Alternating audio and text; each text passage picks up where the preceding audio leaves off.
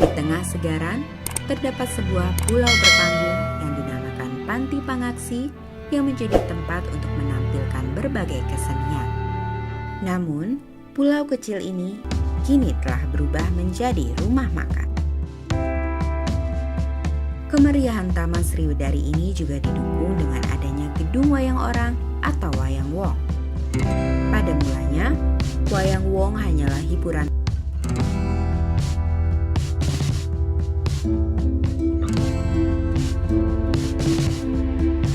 bahasa menunjukkan bangsa. Di tahun 1926, adagium ini tergambar dalam lembaran sejarah di Surakarta. Di tahun tersebut, para cendekia Kepatihan Surakarta yang tergabung dalam Paheman Radya Pustaka merasa perlu untuk menyusun sebuah pedoman penulisan berbahasa Jawa.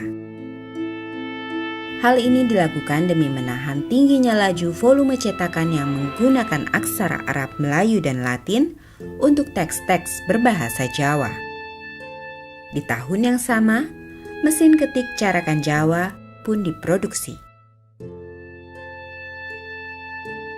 Sementara itu, naskah-naskah beraksara Jawa yang ditulis dengan prinsip scriptio continua yang berarti terbebas dari pemutusan kata ternyata banyak mengalami pergeseran makna ketika diubah atau ditransliterasi ke dalam aksara Latin. Hal ini terjadi karena aksara Latin ditulis dengan prinsip pemutusan kata. Berdasarkan hal itu, Paheman Radya Pustaka merasa perlu untuk menjaga eksistensi aksara Jawa dan pedoman transliterasinya demi menjaga identitas kultural mereka. Dengan dukungan dua etnograf Belanda yang menjadi pengasuh Radya Pustaka, yakni Dr. H. Kramer dan Dr. T.H. Piaget, sebuah perhelatan akademis pun digelar dengan dihadiri oleh seluruh otoritas tradisional di tanah Jawa. Mereka semua berkumpul dalam forum yang disebut Parepatan Komisi Kasusastraan. Di sini, tata bahasa Surakarta menjadi rujukan dalam membuat standar penulisan bahasa Jawa. Dalam forum ini, pedoman penulisan aksara Jawa yang disebut Wawaton Panyeratipun Tembung Jawi Mawi Sastro Jawi pun lahir. Di dalam pedoman ini juga termaktub bab penulisan basa Jawi nganggo sastro Latin atau penulisan bahasa Jawa dengan aksara Latin. Pedoman inilah yang kemudian disebut sebagai Wawaton Sriwedari. Sejak saat itu, di tahun 1926, masyarakat luas mengenalnya dengan ejaan Sriwedari atau Sriwedari Spelling. Jadi memang ahli-ahli sastra Jawa dan budaya Jawa pada waktu itu merasakan bahwa mengapa huruf Jawa itu masih ada dua huruf dengan satu suara. Sehingga hal ini kan menyulitkan, misalnya ada mesin ketik dan sebagainya. Oleh karena itulah dalam Kongres Budaya Jawa dan penetapan Rudi Sriwedari itu diusulkan bahwa huruf nyo, huruf NY, NG itu supaya jadi satu huruf. Ini pertama apa? Nanti memudahkan di dalam penulisan. Budaya Jawa menganggap bahwa Solo, Surakarta, Diningrat ini adalah pertama rangnya lebih tua dari Jogja. Kedua, dianggap menjadi bopo babunya bahasa dan budaya Jawa. Jadi menjadi induknya. Oleh karena itu para ahli itu memilih Solo, yaitu ada kaitannya maka dekat dengan Radya Pustaka Sriwedari. Menurut babat Taman Sriwedari, nama Sriwedari diambil dari sebuah nama taman surgawi dalam cerita pewayangan. Dalam kisah tersebut, taman ini difungsikan sebagai tempat hiburan bagi istri Prabu Harjuna Sasrabahu. Namun, keindahan taman tersebut kini terusik dengan konflik panjang antara pemerintah kota Solo dan ahli waris Wiryodiningrat. Wiryodiningrat adalah seorang patih yang namanya secara legal tercatat sebagai pemilik lahan Sriwedari. Ia merupakan kakak ipar dari Pakubuwono X. Jadi Sriwedari itu adalah pada waktu itu milik orang Belanda. Nah, ketika Pakubuwono ke-10 itu dari Bogor melihat taman di Istana Bogor, itu beliau ingin memiliki taman yang sesuai dengan apa yang menjadi kehendak beliau, yaitu sebagai suatu taman kota. Nah, setelah Taman Sriwedari itu istilahnya dibeli oleh Pakubuwono X, itu adalah pada saat itu melalui namanya Wiryodiningrat. Itu yang sampai sekarang menjadi suatu hal yang dipertanyakan. Kalau melihat flashbacknya itu dari sana sampai ke sini, seperti saya itu dulu kalau membeli sesuatu, meminta sesuatu tidak langsung kepada raja. Jadi ada orang yang dipercaya namanya waktu itu Kanjeng Raden Sastradiningrat. Jadi untuk bayar sekolah, sepatu, atau mau bayar SPP atau pergi mana, mintanya kepada dia. Bahkan atas mobil saja atas namanya Sastradiningrat. Ini hanya komparasinya. Jadi di keraton itu bagaimana tuh sebenarnya raja nggak punya hitam di atas putih. Mobilnya itu hitam di atas putih miliknya Sastradiningrat. Jadi mama itu hitam di atas putih diklaim di pengadilan misalnya, tetap hitam di atas putih miliknya Sastradiningrat dan menjadi Sastradiningrat. Ini untuk perbandingan bahwa kalau itu kemudian istilahnya dibeli oleh Wiryodiningrat, itu hitam di atas putih, suratnya itu atas inisiatif siapa misalnya. Yang kedua, uang sejumlah itu kan uang sangat besar sekali. Beliau sebagai Nun Sewu abdi dalem, walaupun masih keturunan, memiliki uang semacam sebanyak itu kan pada waktu itu sangat tidak mungkin. Karena pada tahun 1917, sebagaimana dokumen yang saya dapatkan, yaitu dalam Riksblad nomor 13 tahun 1917 disebutkan, ini dalam bahasa Belanda disebut sebagai Statuen en Museum. Nah, di sini ditulis dengan jelas sekali. Di sini ditulis dengan jelas sekali, kagungan dalem Taman Sriwedari dalah kebonekewan lan museum. Artinya bahwa ini adalah tanah milik kerajaan yang bernama Sriwedari, juga kebun binatang serta museum. Itu kagungan dalem. Jadi ini milik kerajaan. Itu 1917. Dan itu sangat resmi, itu ditetapkan oleh Patih di sini. Di sini, ini disebut di sini adalah Pepatih Dalem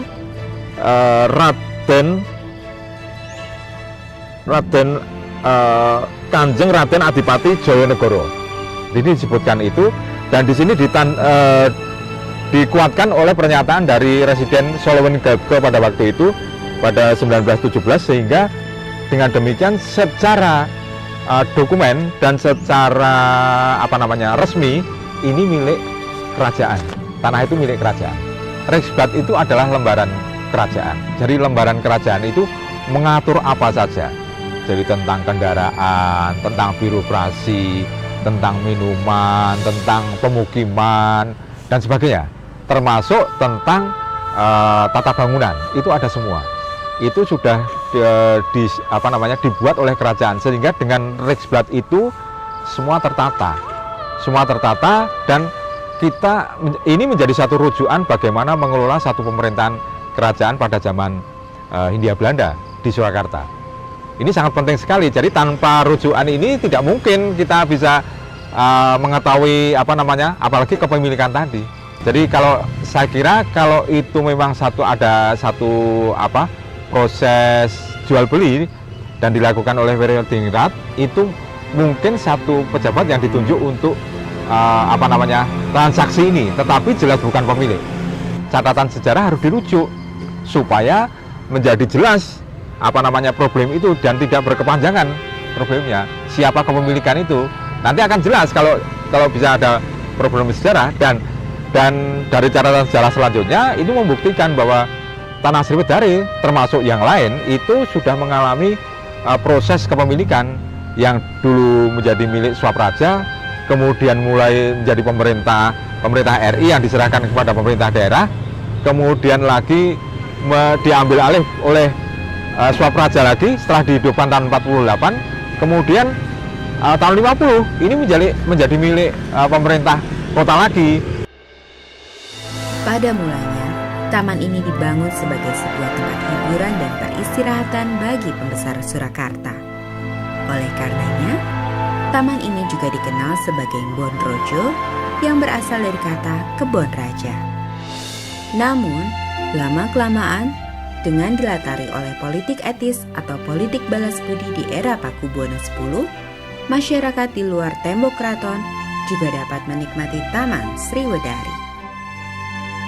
Ketika itu, sejak 1901, Taman Sriwedari pun mulai berfungsi sebagai ruang publik yang bersifat edukatif.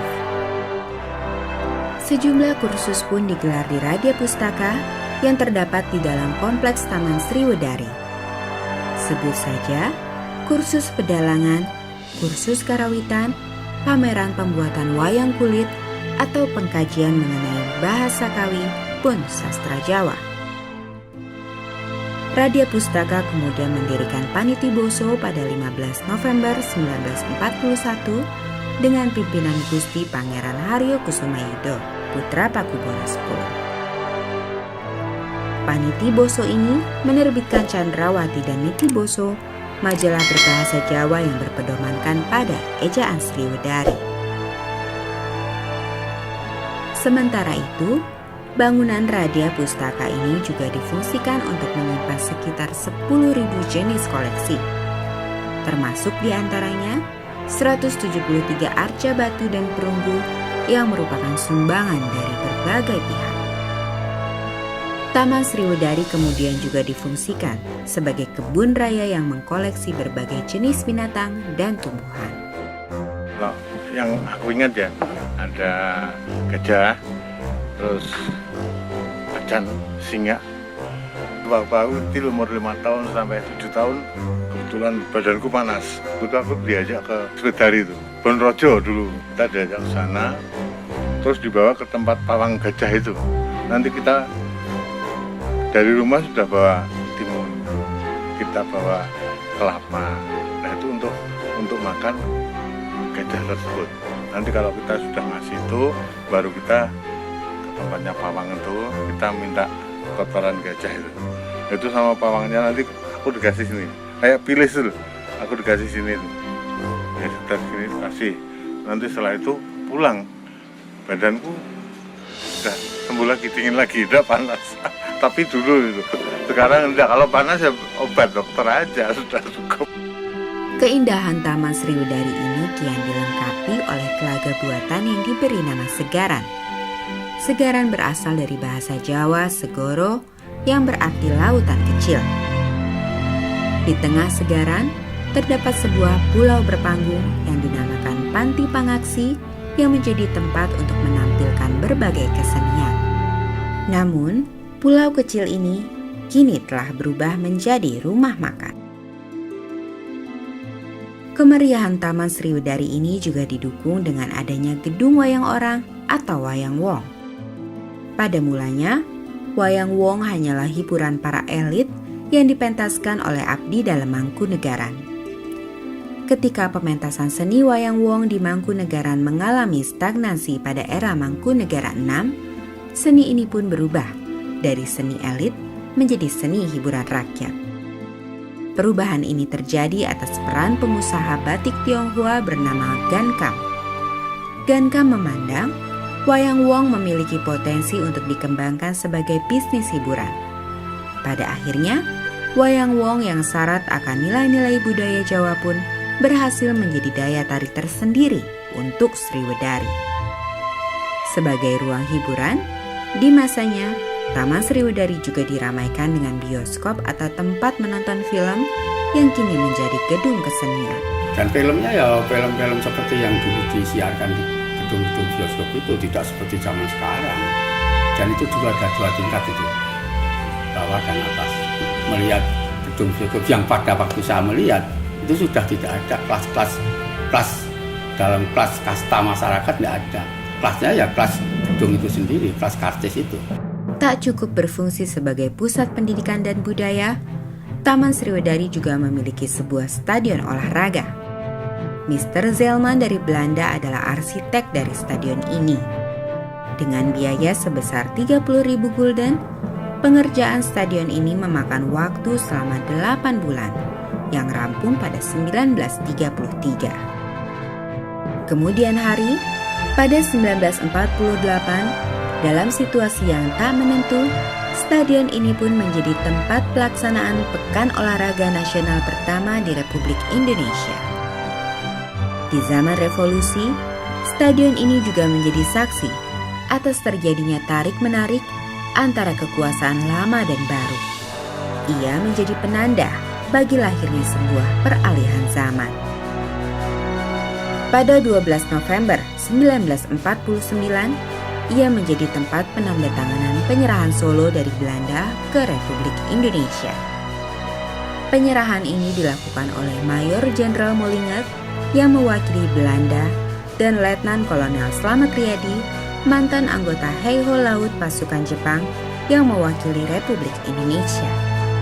Sesudah penyerahan Solo dari Belanda ke Indonesia, sebetulnya justru ada momen-momen yang Sriwedari mempunyai peranan sangat penting. Bahkan boleh saya katakan, Sriwedari itu mulai saat itu justru tumbuh besar, dan tumbuh besar sampai dengan tahun 70-an, 80-an. Jadi tahun 70 itu ada satu momen yang sangat penting dalam perubahan masyarakat berkaitan dengan kebudayaan. Yang dulu itu orang itu, kalau saya kaitkan dengan Sriwedari itu, melihat wayang itu ingin memahami nilainya dan menerapkan dalam itu dalam kehidupan sehari-hari, maka sejak itu mulai berkurang. Gaya hidup lebih diutamakan. Lalu ada istilah make up, lalu ada disco, lalu ada salon, itu muncul pada tahun itu. Kemudian juga penggunaan bahasa Jawa.